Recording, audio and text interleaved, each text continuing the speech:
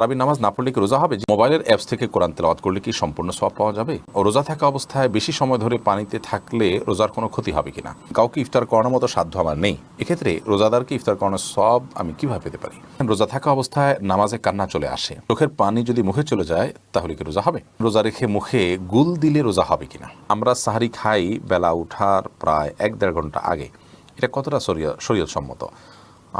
আমাদের নবী করিম সাল্লাল্লাহু আলাইহি ওয়াসাল্লাম কি আমাদের মতো এইভাবে টাইম মেপে সেহরি খেতেন? যাকাতের টাকা দিয়ে কোনো এতিম বিধবার ঘর করে দেয়া যাবে কিনা? রোজার সময় ভুল করে কিছু খেয়ে ফেললে ওই রোজার পরিবর্তে কি আরেকটা রোজা রাখতে হবে? রমজান মাসে ভিতরের সালাদ কি ইমামের পিছনেই পড়তে হবে নাকি একাও পড়া যাবে? চলুন আমরা এবার আপনাদের প্রশ্নোত্তর আলোকিত ভবনে প্রবেশ করি। আর রাবেয়া রানী আপনি লিখেছেন, রোজার সময় ভুল করে কিছু খেয়ে ফেললে ওই রোজার পরিবর্তে কি আরেকটা রোজা রাখতে হবে? রোজার সময় ভুল করে যদি কিছু আপনি খেয়ে ফেলেন তাহলে সেক্ষেত্রে তার জন্য 8 রোজা রাখতে হবে না, কারণ ভুল করে খেয়ে ফেললে সেটা মাফ, এবং এক্ষেত্রে আপনার বিভিন্ন হাদিসের সুস্পষ্ট বক্তব্য রয়েছে, যার কারণে রোজা রেখে রোজার কথা আপনার মনে নেই, আপনি খাচ্ছেন, হঠাৎ মনে হলো, তারপর আর খাওয়া ছেড়ে দিয়েছেন, মনে হওয়ার পর আর আপনি গিলেন নেই, তাহলে সেক্ষেত্রে আপনার এই রোজা ভঙ্গ হবে না এবং এর কারণে 8 রোজা রাখতে হবে না। কানিস ফাতেমা কুসুম আপনি লিখেছেন, মোবাইলের অ্যাপস থেকে কোরআন তেলাওয়াত করলে কি সম্পূর্ণ সওয়াব পাওয়া যাবে? বোন কানিস ফাতেমা, কোরআনে কারিমের তেলাওয়াত আপনি যেখান থেকে করেন না কেন পরিপূর্ণ সওয়াব পাবেন। আপনি কি দেখে পড়ছেন এটি মুখ্য নয়। আমরা আজকে কাগজের প্রিন্ট বা ছাপা কোরআন দেখে পড়ি, সাহাবা ইকরামের যুগে কাগজ ছিল না, তারা হয়তো চামড়ার উপরে লেখা কোরআন দেখে পড়তেন, কিংবা চানার উপরে লেখা কোরআন দেখে পড়তেন, কিংবা স্মৃতি থেকে পড়তেন। অতএব কে কোথা থেকে দেখে পড়ছেন এটা মুখ্য নয়, আপনি কোরআন তেলাওয়াত করলে সেই তেলাওয়াতের সওয়াব আপনি পাবেন। নবী করিম সাল্লাল্লাহু আলাইহি ওয়াসাল্লাম বলেছেন, মান কারআ হারফাম মিন কিতাবিল্লাহ, যে ব্যক্তি কোরআনে কারিমের একটি অক্ষর তেলাওয়াত করবে তাকে এর বিনিময়ে 10টি নেকি দেওয়া হবে। এই যে একটি অক্ষর তেলাওয়াত করবে, সে অক্ষরটা কোত্থেকে তেলাওয়াত করবে এটা তিনি বলেননি। অতএব সেটি মোবাইল থেকে হোক, ওয়াল লেখন থেকে হোক, কাগজ থেকে হোক, যে কোনো জায়গা থেকে দেখে হোক আপনি সওয়াব পাবেন ইনশাআল্লাহ তাআলা। আপনি তেলাওয়াত করছেন সেটা বড় কথা, কোত্থেকে করছেন সেটা বড় কথা নয়।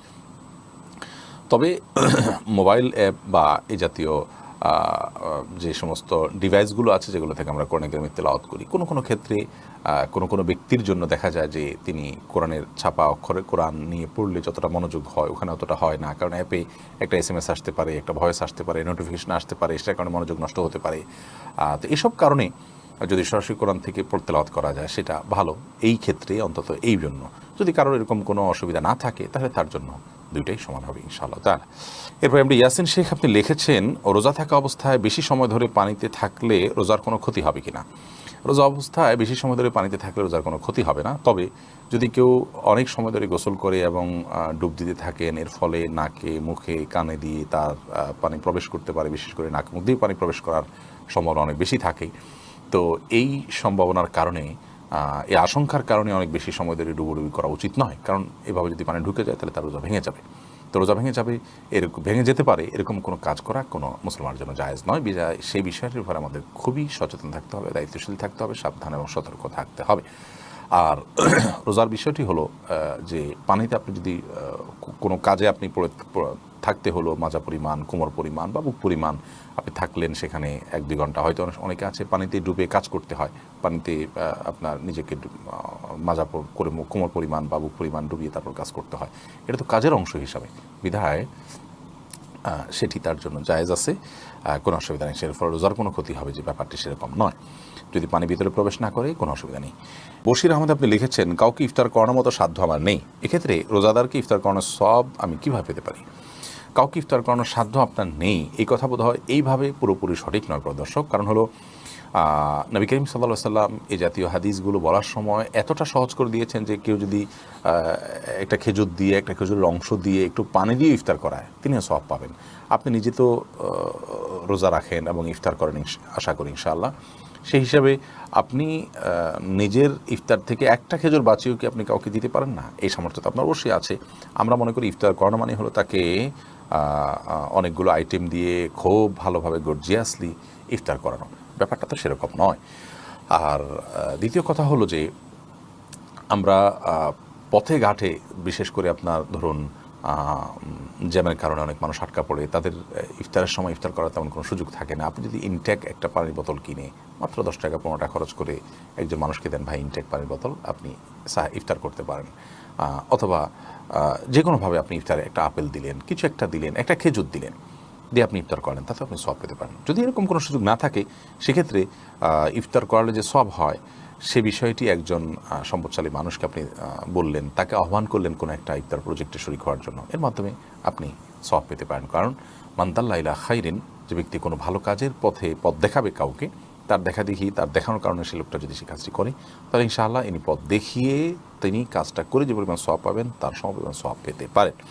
বিধায় আপনি কাজটি করবেন, এটি আপনার জন্য একটা বিকল্প। আল্লাহ তাআলা তৌফিক দান করুন। আরেকটি বিষয় হলো, কোন ইবাদত করতে আমি ইচ্ছা আছে প্রচণ্ড রকমের, আমার সুযোগ থাকলে আমি অবশ্যই করতাম, বাট সুযোগ নাই দেখে আমি করতে পারছি না, এরকম হলে আল্লাহ রাব্বুল আলামিন তাকে সওয়াব দেন।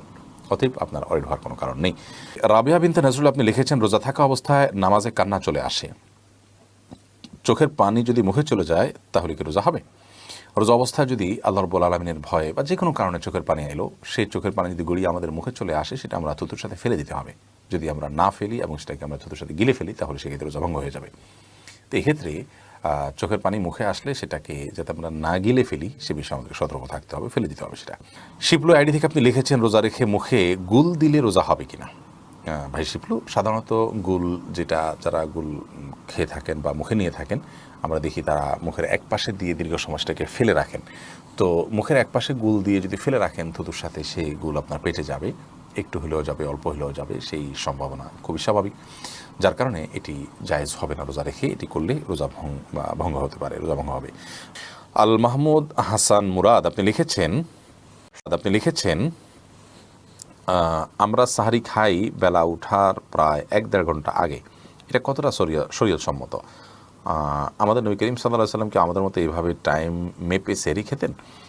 দেখুন, সাহরির শেষ সময় হলো সূর্য সুবহে সাদিক হওয়া, অর্থাৎ ফজরের ওয়াক্ত হওয়া। ফজর ওয়াক্ত হওয়ার মানে হলো যে পূর্বাকাশে সাদা আভা ফুটে উঠবে, এটা হলো ফজরের ওয়াক্ত। তার আগ পর্যন্ত সাহরি খাওয়া যায়। তো নবী করিম সাল্লাল্লাহু আলাইহি ওয়াসাল্লাম সেই সময় পর্যন্ত খেতেন। আল্লাহ তাআলা কোরআনে বলেছেন যে তোমরা খাওয়া পান করো হাত্তা ইয়াতাবাইয়ানা লাকুমুল খাইতুল আবিয়াদু মিনাল খাইতিল আসওয়াদি মিনাল ফজর। সকালে যে কালো আকাশে যে কালো আভা থাকে, সেই কালো আভাটা দূর হয়ে সাদা আভা আসার আগ পর্যন্ত তোমরা খাও। অতএব সেই টাইম পর্যন্ত আমরা খাচ্ছি। নবী করিম সাল্লাল্লাহু আলাইহি ওয়াসাল্লাম এই আয়াতের উপর আমল করেছেন, তিনি এই টাইম পর্যন্তই খেয়েছেন। আমরা এখন এটাকে সেকেন্ড মিনিটে বের করে আনতে পেরেছি, সূক্ষ্মভাবে আবহাওয়াবিদরা সেটা করেছেন। তার যুগে এটা এতটা সহজ ছিল না, যার কারণে তিনি হয়তো একেবারে আমাদের মধ্যে এরকম সেকেন্ড মিনিট হিসাব করে খাবার ছাড়তে পারেননি। কিন্তু ওই সুবহে সাদিক, যেটাকে আমরা আপনার ফজরের ওয়াক্ত বা বাউন্ডারি রাখছি, ওইটা নবী করিম সাল্লাল্লাহু আলাইহি ওয়াসাল্লাম বাউন্ডারি সেটাকেই রেখেছেন। তবে সাহরি খাওয়ার ক্ষেত্রে একেবারে শেষ মুহূর্তে খাওয়া উত্তমের মানে এই নয় যে ঠিক আজানের আগ মুহূর্তে পর্যন্ত ঠেকিয়ে দিয়ে আমরা সাহরি খাবো, বরং আমরা সাহরি খাওয়ার পর কয়েকটা মিনিট হাতে থাকা উচিত। নবী করিম সাল্লাল্লাহু আলাইহি ওয়াসাল্লাম সাহরি খাওয়ার পর কয়েকটা আয়াত তেলাওয়াত করার মতো সময় তিনি রাখতেন। বিধায় শেষ সময় সাহরি খাওয়ার মানে এই নয় যে একেবারে লাস্ট মিনিটে পর্যন্ত নিয়ে খাওয়া। দাদি নানি আইডি থেকে আপনি লিখেছেন, জাকাতের টাকা দিয়ে কোনো এতিম বিধবার ঘর করে দেয়া যাবে কিনা? জাকাতের টাকা দিয়ে ইয়তিম অথবা কোনো বিধবাকে আপনি ঘর করে দিতে পারেন যদি তারা জাকাতের হকদার হয়। এতিম হলেই যে জাকাতের হকদার হবে এমনটি কিন্তু আবশ্যক নয়, বিধবা হলেই যে জাকাতের হকদার হবে এমনটি কিন্তু আবশ্যক নয়। একজন ভদ্র মহিলা, তার স্বামী মারা গেছেন, তিনি বিধবা হয়েছেন, কিন্তু তার এত সম্পদ আছে যেটা দিয়ে তিনি চলতে পারেন, তাহলে সেক্ষেত্রে তিনি জাকাতের হকদার নন। এতিমের ক্ষেত্রে একই কথা প্রযোজ্য। যাই হোক, তো এতিম বা বিধবা যদি জাকাতের হকদার হয়, তাদের যে সম্পদ আছে বা উপার্জন হয় তা দিয়ে তাদের সংসার চলতে কষ্ট হয়, এরকম যদি হয়, তাহলে সেক্ষেত্রে আপনি তাদেরকে জাকাতের টাকা দিতে পারেন। জাকাতের টাকা না দিয়ে তাদের যদি ঘরের নিড থাকে, যে তাদের নিরাপদে থাকার মতো কোনো ঘর নেই, সে প্রয়োজন থাকে এবং টাকা দিলে তারা হয়তো নষ্ট করে ফেলবে, আপনি তত্ত্বাবধান করে তাদের হয়ে ঘর নির্মাণ করে দিলে জাকাতের টাকা দিয়ে এটা জায়েজ হবে। হ্যাঁ আলী আপনি লিখেছেন, রোজা রেখে শুধুমাত্র নাকে ব্যবহারের জন্য স্প্রে করা যাবে কিনা? দেখুন, নাকে স্প্রে করলে সেটা তো আমাদের গলায় যাওয়ার সমূহ আশঙ্কা আছে, সেজন্য আপনি এটা করবেন না রোজা রেখে। এরপর সাব্বির হোসেন আপনি লিখেছেন, রমজান মাসে ভিতরের সালাদ কি ইমামের পিছনেই পড়তে হবে নাকি একাও পড়া যাবে? একাও পড়তে পারেন, কোনো অসুবিধা নেই, ইমামের পিছনে পড়তে হবে, বাধ্যবাধকতা নাই। তবে ওই যে ফজিলত পেতে হলে ইমাম যাওয়া পর্যন্ত আপনাকে অপেক্ষা করতে হবে। রাত জেগে বা ফজিলত পেতে হলে ইমামকে নামাজে রেখে আপনি চলে যাবেন, এটা হবে না। বরং আপনি প্রয়োজনে অপেক্ষা করতে পারেন, দুগুজি কি রাজখাত দোয়া দরুদ পড়লেন, এরপর বিতির শেষে সবাই যখন গেল আপনি তখন বের হলেন। কাশফিয়া ইসলাম লিখেছেন, আমার মেয়ের বয়স 11 বছর 4 মাস, আমার মেয়ের রোজা কি ফরজ হয়েছে? মেয়ের প্রতি মাসে পিরিয়ড হয়। জি বোন, অবশ্যই আপনার মেয়ের রোজা ফরজ হয়েছে, তাকে রোজা রাখতে হবে। এমনি মিজানুর রহমান মিজান লিখেছেন, রমজান মাসে তাহাজ্জুদ নামাজের আগে বিতির সালাত আদায় করা যাবে কিনা? সর্বাবস্থায় বিতির নামাজ সর্বশেষে পড়তে হবে। আপনি তারাবির পরে যদি রাতে তাহাজ্জুদে আরও কিছু নামাজ পড়বেন আপনার ইচ্ছা থাকে, তাহলে সেক্ষেত্রে আপনি শেষে বিতির পড়বেন। আহমদ রাহিম আপনি লিখেছেন, তারাবির নামাজ না পড়লে কি রোজা হবে? জি ভাই, অবশ্যই রোজা হয়ে যাবে। রোজার সাথে তারাবির নামাজের সম্পর্ক এরকম নয় যে একটা না করলে আরেকটা হবে না, দুইটা স্বতন্ত্র ইবাদত। তারাবি কোনো কারণে পড়তে না পারলেও রোজা আপনাকে রাখতেই হবে এবং হয়ে যাবে।